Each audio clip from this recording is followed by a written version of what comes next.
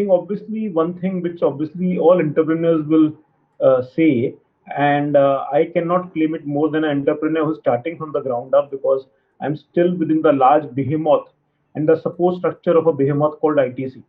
So the challenges which an entrepreneur has from various angles may not be with me, for example, because getting talent itself for an entrepreneur is difficult. ITC is a large name, so that is not the challenge. But I think that the learning here is basically obviously to work very very hard. I mean, because when you're starting something new, everything is undefined, and everything can change every year. So you need to be very very agile, because what you thought will work may not work, and sometimes you can fail very very badly. So you have to be very very agile, and you have to be very very hardworking, because setting up a new business versus managing something which has been done already requires a lot of hard work. Secondly, you have to be very very innovative, because especially for entrepreneurs, because by the time, for example, even at ITC, when we have entered new categories like my business of juices or dairy or chocolates or coffee or frozen snacks that we entered in the last 4 to 5 years or 3 years, we've seen that we are entering after 20 years or 15 years after the market leader and 10 other players have entered.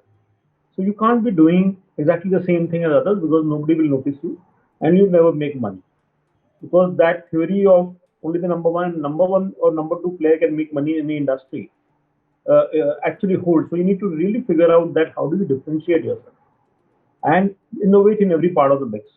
And third is that always design for making money, because a lot of times I guess one thinks that okay, right now let me earn lower margin, give out some extra margin or commission or whatever to my trade or something to the consumer, but you have to design your business model or your P&L or your product costing to make money, because otherwise you will never be able to beyond a point catch up on that commercial results that you want your enterprise to do.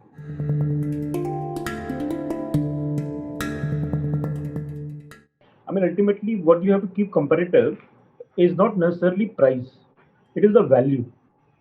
So what I mean to say is that, I mean, price is the MRP, but the MRP also is basically in contingent on what is the value you are giving. I mean, ultimately in every product category you see around us, like take a food category, there is always a 5 rupee biscuit, there's a 10 rupee snack, like we are selling a 10 rupee bingo. There's also a 15 rupee snack and a 50 rupee snack.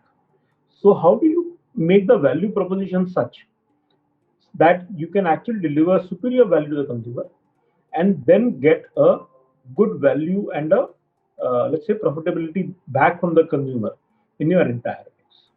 The reality is that, I mean, if you look at any food category today, food is a very very large category today. I mean, we all know that wellness and packaged foods have been exploding in India for the last few years. And any large food category, if you take as an entrepreneur today and put your sights that I want to enter that category, the first thing you will see is that there are only large local or national manufacturers who have not only built brands, but they've also built significant scale. And scale leads to a lot of efficiencies in FMCG marketing, in the sense that once you have scale, you have much better costs of manufacturing, costs of purchase. So inherently your costs are lower.